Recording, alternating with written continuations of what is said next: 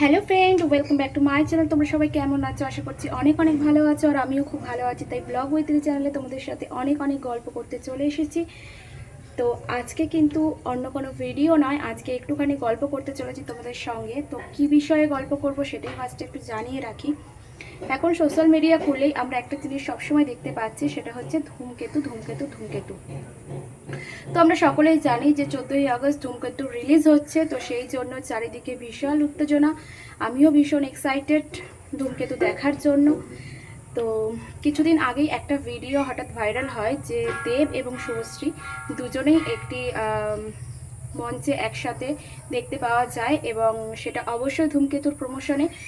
তো সেই দৃশ্য দেখার পর, তাদের পারফরমেন্স একসাথে দেখার পর কিছু কিছু অডিয়েন্স কিন্তু ভীষণভাবে ইন্টারেস্টেড হয়ে পড়েছে, এবং কিছু কিছু মন্তব্য দেখতে পাচ্ছি যে তারা এতটাই ইন্টারেস্টেড যে ভুলে যাচ্ছে যে দেব এবং শুভশ্রী একজন অভিনেতা এবং একজন অভিনেত্রী। তাদের কাজ হচ্ছে আমাদেরকে এন্টারটেইন করা।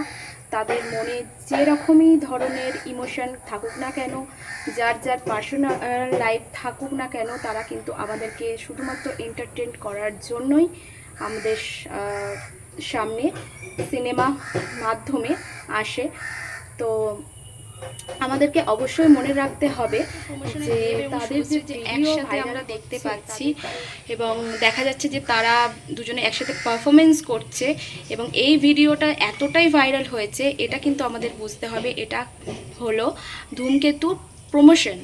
আর ধূমকেতু প্রমোশন হওয়ার, ধূমকেতুর ভিডিওটাকে ভাইরাল করার, এটা একটা নিনজা টেকনিক প্রোডাকশন হাউসের। তো এটা কিন্তু ওদের সম্পূর্ণটাই বিজনেস। এটা আমাদের গুলিয়ে ফেললে হবে না যে পুরানো প্রেম, যে শোনা যায় যে দেব এবং শুভশ্রীর মধ্যে পুরানো একটা প্রেম ছিল কয়েক বছর আগে, যেটা ভেঙে গেছে এবং দুজনেই নিজের নিজের লাইফে সেটেলমেন্ট হয়ে গেছে। আবারও সেই 10 বছর পর তারা যে একে অপরের সঙ্গে প্রেমে আবদ্ধ হয়েছে, সেটা কিন্তু মানলে হবে না। কারণ তারা তাদের বিজনেসের জন্য, তারা তাদের প্রমোশনের জন্য আমাদের সামনে এসে একসাথে পারফরমেন্স করছে। আর এটা কিন্তু মাথায় রাখতে হবে, পুরোটাই কিন্তু স্ক্রিপ্ট, আগে থেকে সমস্তটাই কিন্তু তৈরি হয়ে আছে।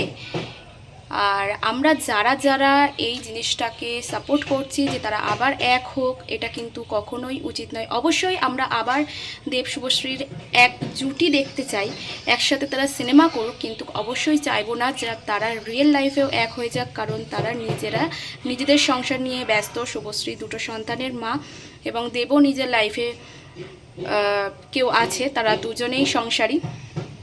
তো তাদেরকে রিয়েল লাইফে এক হওয়া মানে পরকীয়াকে সাপোর্ট করা, অবশ্যই সেটা আমি পার্সোনালভাবে চাইবো না। যদিও দেব এবং শুভশ্রীর আমি ভীষণ ভীষণ ফ্যান, অবশ্যই সিনেমা জগতে তারা এক থাকুক, তাদের জুটি বেঁচে থাকুক হাজার হাজার বছর ধরে, সেটা অবশ্যই চাইবো। আর কিছু কিছু বন্ধুরা হয়তো আমার কথা শুনে রাগ করতে পারো, প্লিজ তাদেরকে আমি দুঃখ দেওয়ার জন্য এই কথাগুলো বলছি না, কিন্তু তাদের মাথায় রাখতে হবে যে পুরোটাই কিন্তু সাজানো গোছানো, এবং একজন অ্যাক্ট্রেস এবং একজন অ্যাক্টরের প্রধান কাজই হচ্ছে আমাদের এবং সাধারণ মানুষকে হচ্ছে বিনোদন করা, ঠিক আছে, আমাদের এন্টারটেন করা। তো তারা এন্টারটেন করার জন্য তাদের যত ইমোশনই মাথায় থাকুক না কেন, তারা সমস্তটা পিছনে ফেলে আমাদেরকে এন্টারটেন করতে আসে। তো আজকে আর বেশি কিছু বলছি না, আজকের ভিডিওটা এই পর্যন্তই থাকছে। কেমন লাগছে অবশ্যই জানিও, আর ধূমকেতু অবশ্যই আমি দেখতে যেতে চাই।